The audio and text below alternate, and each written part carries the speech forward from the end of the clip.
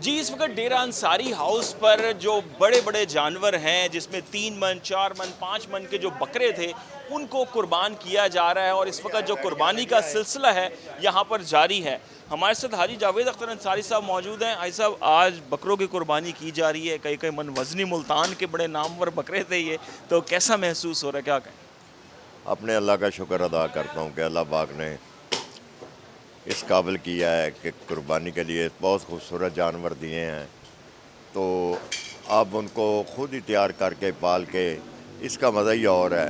ثواب بھی اجر بھی اللہ پاک زیادہ دیتا ہے، اور اب کر رہے ہیں، اور یہ اسی طرح ہی باری یہ کوشش ہے کہ اس کو جلدی جلدی قربان ہو گئے ہیں مستقیم تک پہنچائیں، تاکہ وہ بھی جا کے اپنے گھروں میں بچوں میں بیٹھ کے یہ اپنا ملائیں، عید ملائیں جا کے۔ اچھا حاجی صاحب، یہ کافی سارے 25-30 بکرے جو ہوتے ہیں تو یہ پورے 3 دن تک سلسلہ چلتا ہے، کیسے یہ؟ الحمدللہ آج ہم کریں گے 8 بکرے، 2 بڑے ویڑے کریں گے۔ کل بھی ایسے ہی ہوگا، 7-8 جانور کریں گے، 2 ویڑے ہوں گے۔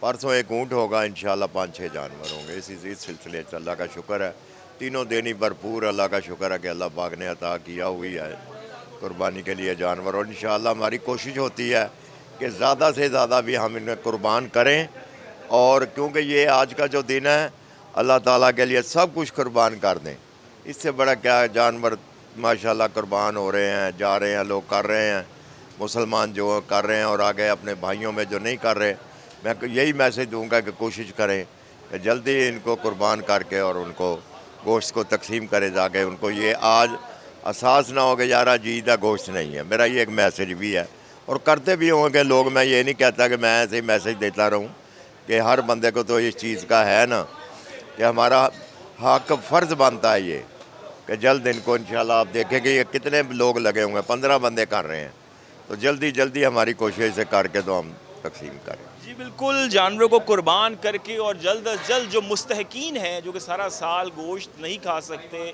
اور غریب ہیں، مساکین ہیں، ان تک پہنچایا جائے۔ جی